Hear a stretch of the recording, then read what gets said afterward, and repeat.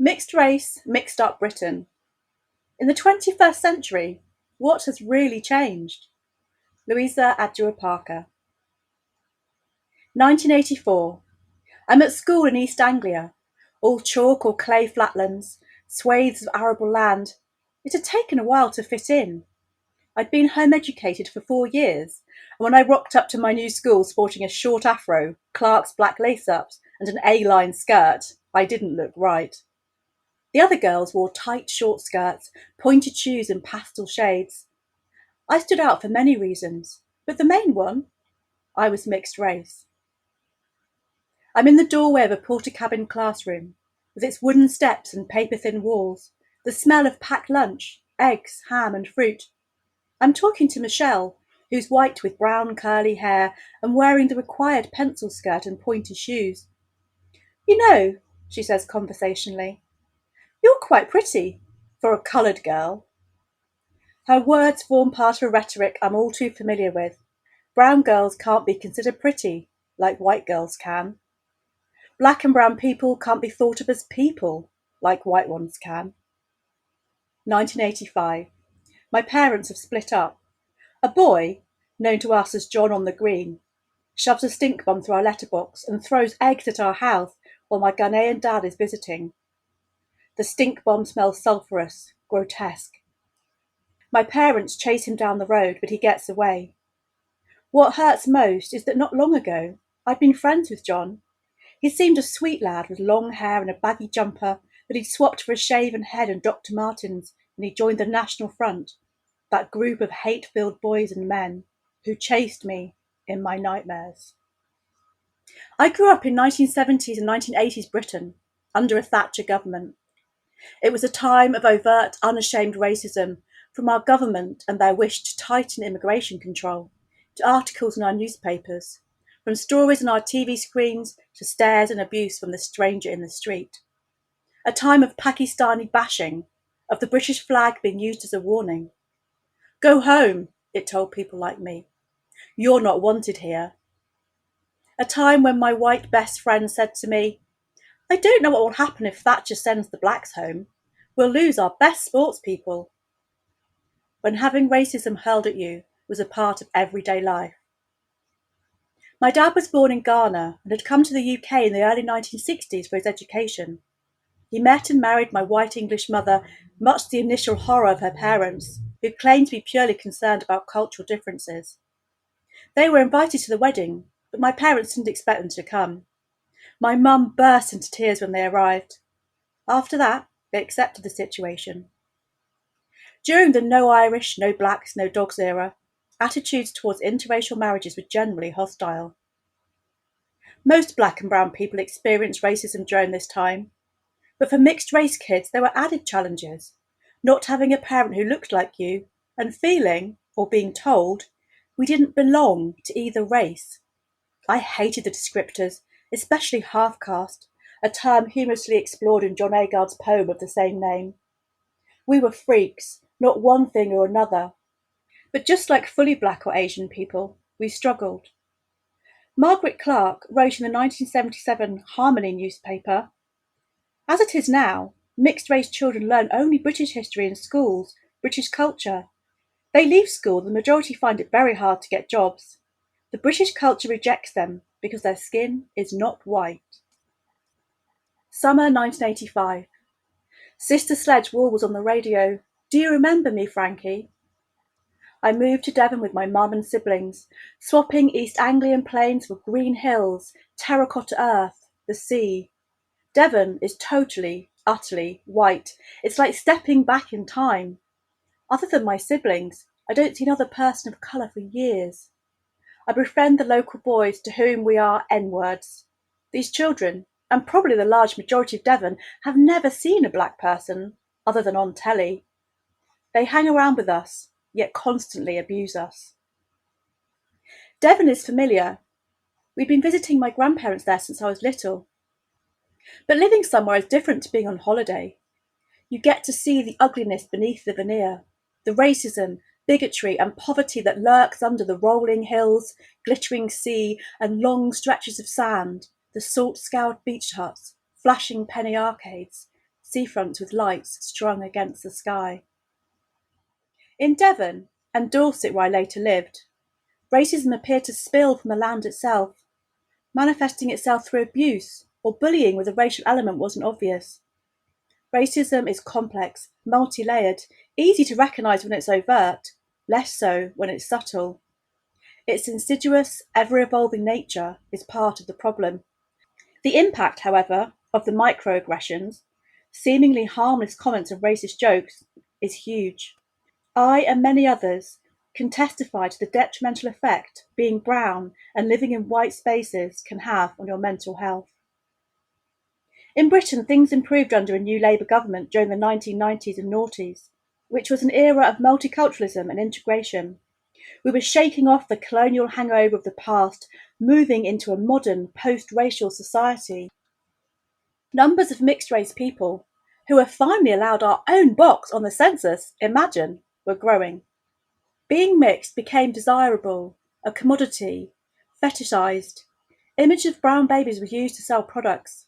Sections of society professed their love for babies with curls and golden skin. It felt, for a time, that we'd reached a new dawn on the racial landscape.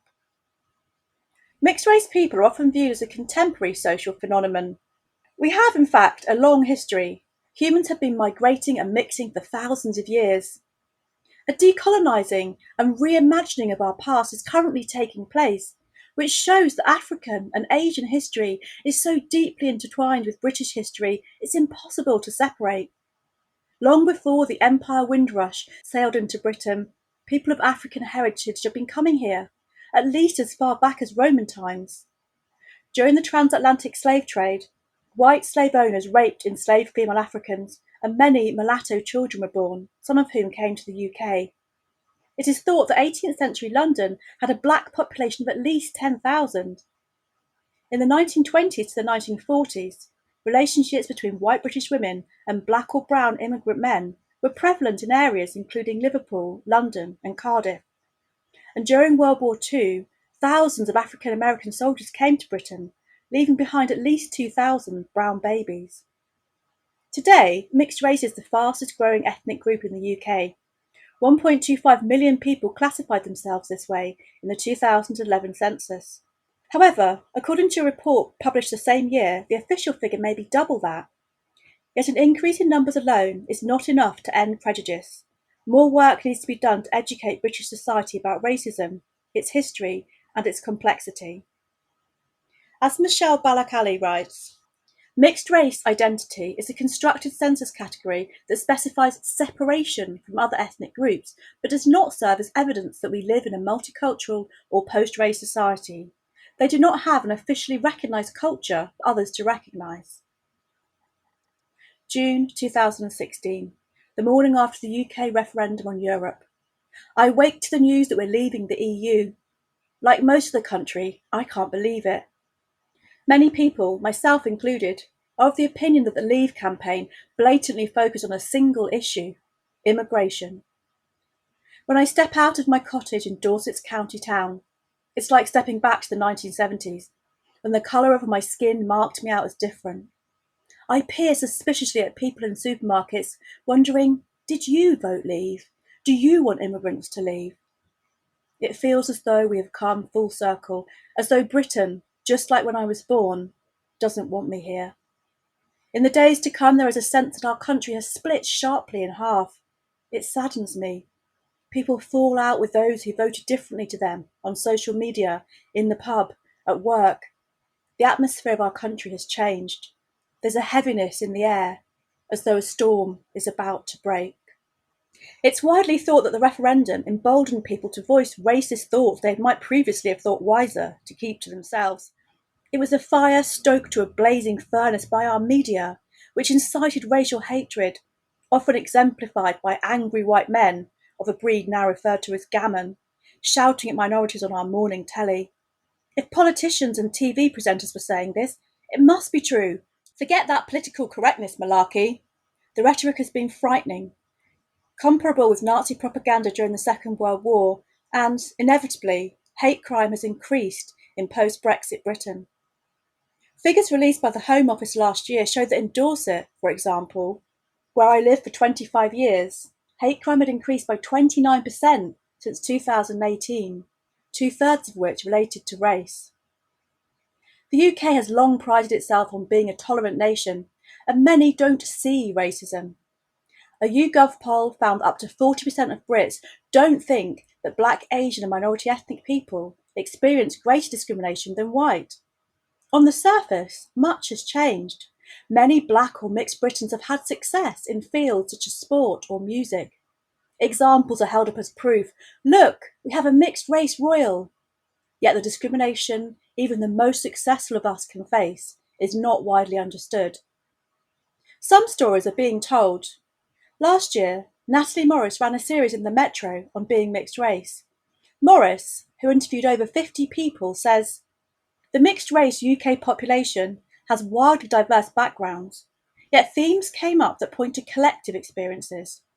Developing a solid sense of identity was one, a struggle to place yourself within the world, and a longing to define your identity for yourself.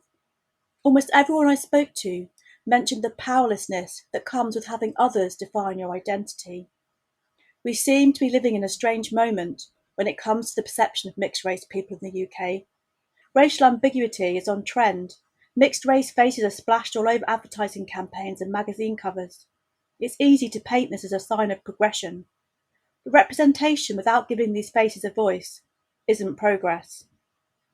We need, as a country, to dig deeper, examine our lived experience, create a positive space for us and our narratives to belong." 31st of January 2020, Brexit Day, not long past dawn. The sky is a watery pink. Today is an historic day. Tonight at 11 p.m, the UK is leaving the European Union. Boris Johnson speaks of this day heralding a new dawn. #NotMyBrexit is trending on Twitter. Our ties to Europe have been severed. We are a tiny island floating in a giant sea.